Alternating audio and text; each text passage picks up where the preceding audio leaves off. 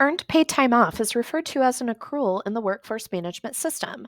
Accruals are hours that you've earned, but not necessarily the only time that you can take off. Time off such as jury duty, bereavement, or unpaid time off, these are pay codes and these must be entered by your supervisor.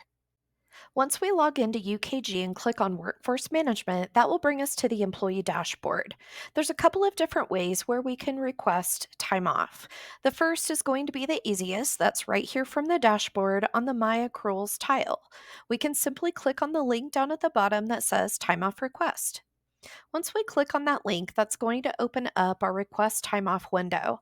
From here, you can see the three types of accruals that we just got done covering. So for this example, we'll say paid time off, and then we'll click apply. Now that's going to bring up the calendar for us. So let's say that we want to scroll forward and we want to take some time off in October. For this example, let's say that we're going to take a half day off on Friday, October 4th. We'll click apply and then we'll see that in the date window. Now, if we've made an error, we can simply click on this blue bar by the date, and that will take us right back into our calendar.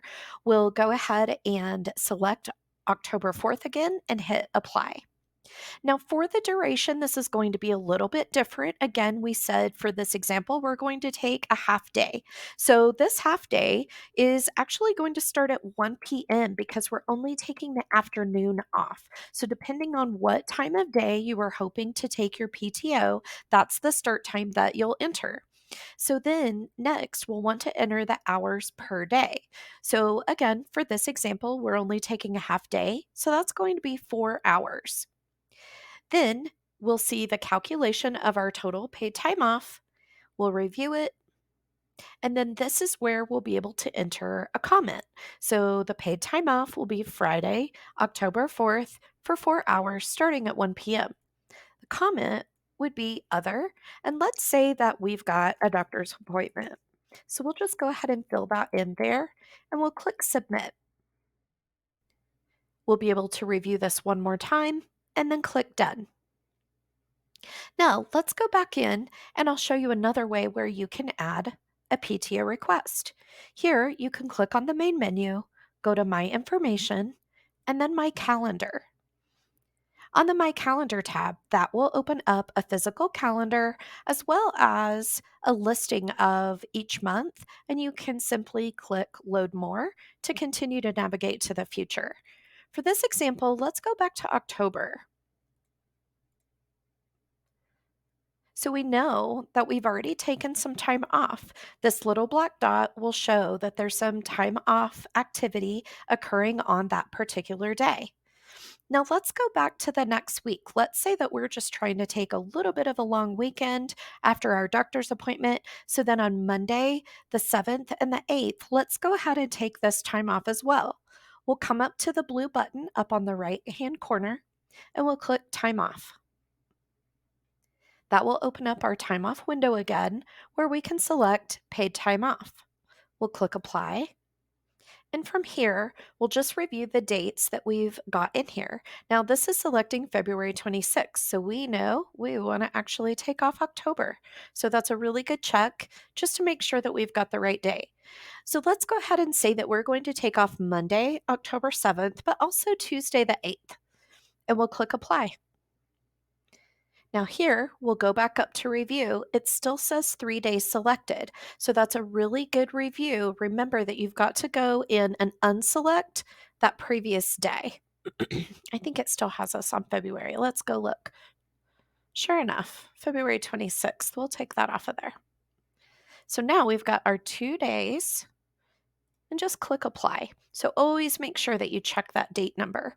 Now we want to go in and talk about the duration. Now the start time for Monday and Tuesday is going to be different because on Friday we took a half day, so we were leaving at 1 p.m. But we want our PTO to start for a full day, and for this example, this particular employee, their day starts at 8 a.m. If your day starts at 9 a.m., let's say you work 9 to 6, you would put in a start time of 9 a.m. For this example, also on hours per day, remember this is a calculation of per day. So even though we're taking 2 days off, the system's just wanting to know how many hours are in that day. Whoop. So not 80, certainly. So we're at 8 hours per day, and that's going to calculate that for us on the back end. So let's review it. And then we get the opportunity to go ahead and add that comment as well. So let's take a look. Monday, October 7th through Tuesday, October 8th, we're starting at 8 a.m. on our PTO for 8 hours per day and a total of 2 days. So then we'll click on comment, click on other, and then maybe we're going on a fishing trip. We'll put that as our comment and we'll click submit. Again, we'll get one more time to review this, and then everything looks great, so we'll select Done.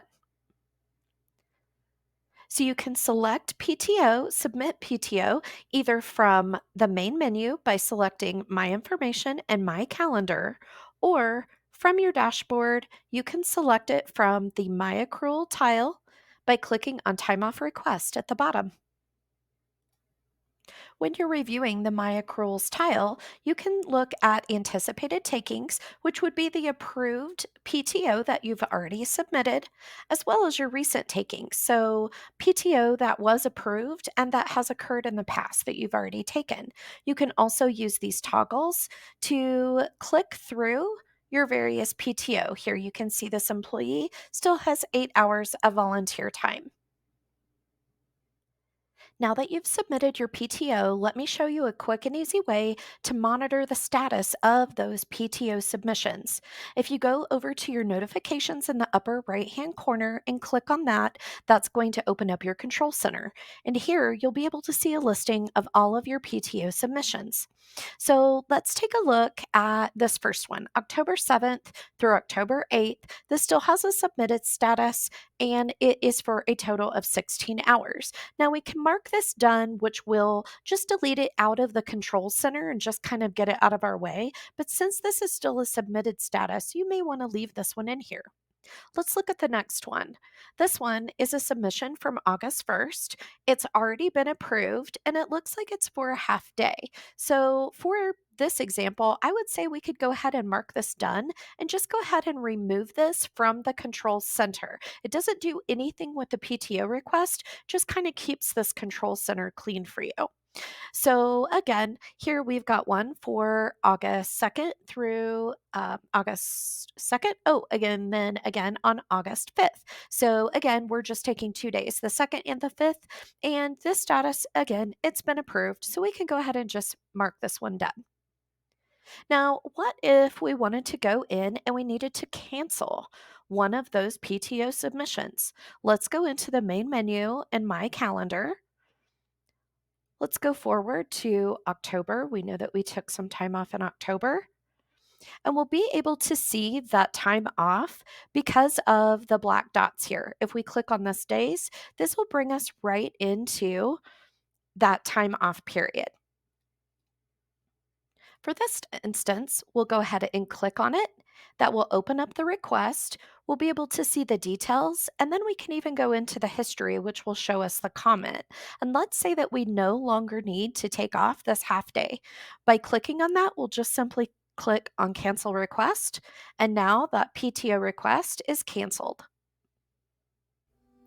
Let's take a quick minute to review the step-by-step instructions for requesting time off.